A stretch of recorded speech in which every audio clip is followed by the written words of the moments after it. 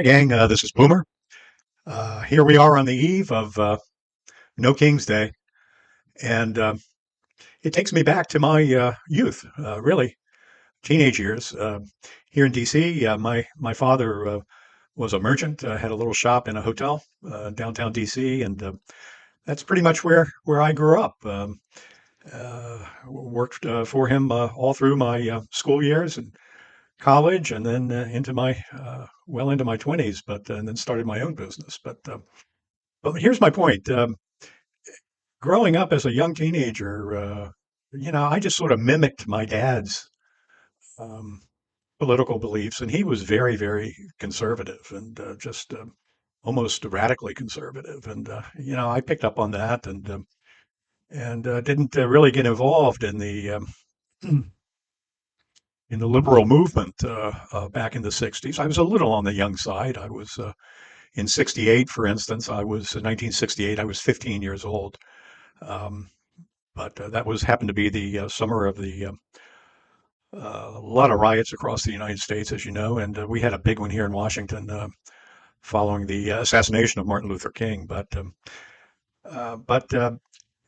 you know, it's really tomorrow's No King's Day is really calling out to me uh, because it was in those days in the '60s, just a little bit later on, '69, '70 through '72 or so, that I really got to know many of the college kids and people from around the world, really, in that little hotel shop uh, where I became enlightened and my world expanded, and I saw that uh, people on the left, on the liberal side, not only had their own strong points of view, but actually I learned over the years that I think they come down on the side of the right side of history, certainly much more than they do not. And that can be said. I got to know people from all walks of life in that little shop, in that hotel, and whether it was the numbers runners and the gamblers, the from a the tail end of a prior generation, or these young people who came to Washington to protest on the National Mall year after year in the '60s and early '70s. The streetwalkers, the hookers, the bar in this hotel was a gay bar, so I got to know some some of the some of that culture as well.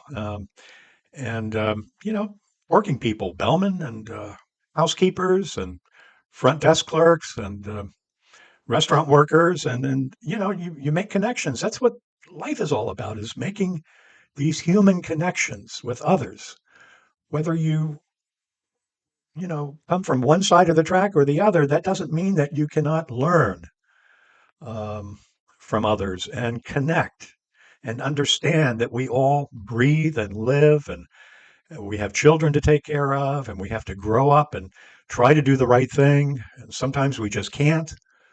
And to give people a second chance, and uh, to give people the time of day to get to know them. That's very important, and I hope this message can ring out a bit to the people who are coming to Washington tomorrow to back Trump's birthday party and his big show of force, and that all just goes to show you what a weakling he is. But I hope those people will try to see that there is another way, and that we are not so separated as Americans. We're no more separated today, in my opinion, than we were back in those days of the '60s and early '70s. And I hope that they will take the time to get to know us, not just here in Washington, but of course in the now 2,000 different demonstrations across America tomorrow. What a magnificent statement. What a magnificent day it's going to be. And let me add also that our side, the liberal side, we have ears and eyes too, and let us try to engage these far right people, if possible, on a one-on-one basis. That's the best, where you can shake hands or at the end of a 5-minute talk, hug each other, reach out to each other. This is the way we're going to make strides, in my opinion, and and get through what is just an unbearable and untenable situation. I mean, when you have a whole party led by a goofball, an evil goofball like Trump, who just lives on lies, and he doesn't bat an eye. He just lives on them.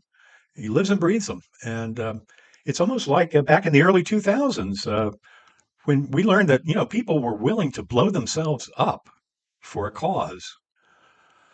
Boy, at first, I mean, you don't really know what to do, how to handle it. We learned over time, and it's not over yet. And of course, it's more of a domestic problem today than it is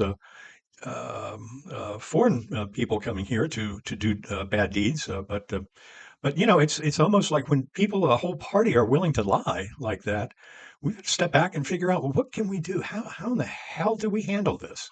Is it with one-on-ones and reaching out and trying to understand some of what they are so upset about and angry about? Well, I don't know. That's maybe another time for another